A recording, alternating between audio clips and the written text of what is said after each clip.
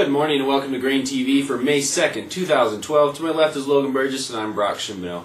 The talk of the trade recently has been the possibility of expanded trade hours. Yesterday we saw an announcement as it pertains to this information. Logan, what are we looking at? Yeah, Brock, well, this was kind of rumored for a while here over the last couple of weeks, and yesterday we did see it come down the line here. As you can see here, we will be, the CME Group did announce expanded trade hours effective for May 13th. For trade date May 14th. So Sunday, May 13th, we will open up at 5 p.m. Central Time. We will trade nonstop until 4 p.m. Central Time Monday evening, close for 2 hours, then open up again at 6 p.m. Central Time Monday evening, and do it all over again. So, you know, this is the CME Group really did this in response to the ICE exchange coming out with a corn, soybean, and wheat contract that was going to trade 22 hours a day. CME Group, not to be outdone, is actually releasing these expanded trade hours for the grain complex on the exact same day that the ICE exchange was set to release their grain contracts. So CME Group trying to stay competitive here. It'll be interesting, kind of changes the landscape of the trading session here as we know it.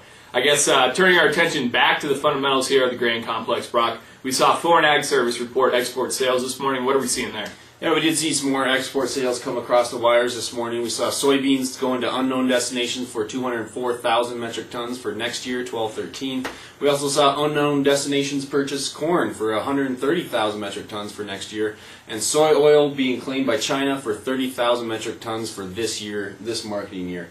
Keeping on the fundamental front, winter wheat crop tour is going on right now across most of Kansas and Oklahoma.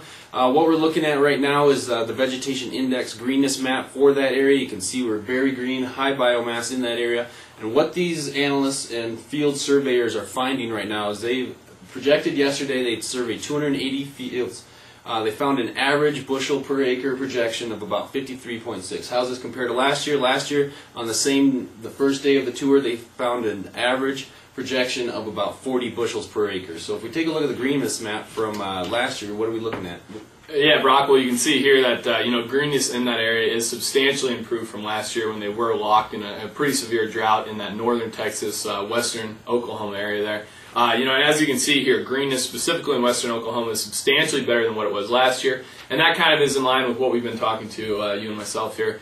Producers in the area are saying that this is the best Kansas City wheat crop that they've seen in a couple generations here in that area right now. So it sounds like it's off to a great start. The analysis by Planalytics is kind of confirming that on the yield side. We'll have to keep an eye on it here as we move through the growing season.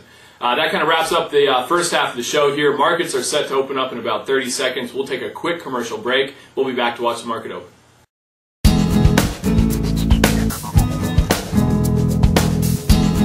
I'll have to be honest with you. First thing I'm going to mention right up front is it's free.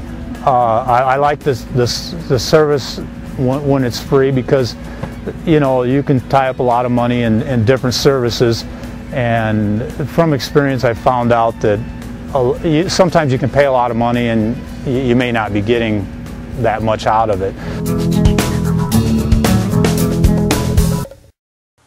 Markets are open in Chicago, so let's turn over the fire tip trading software for the live quotes. Yeah, Brock, it looks like right now we have July delivery corn trading down 2 here in Chicago. Soybeans down 6.5 on the July contract. Old crop wheat down 5 3/4 on the Chicago contract. Kansas City wheat down 7. Just a reminder to producers out there, we are past first notice here for those May contracts. So if you're still trading May contracts here on CME Group, it's time to roll out of those to a more deferred month. That kind of wraps up our show here for Wednesday morning. Thanks a lot for joining us on GrainTV. Have a great rest of your day.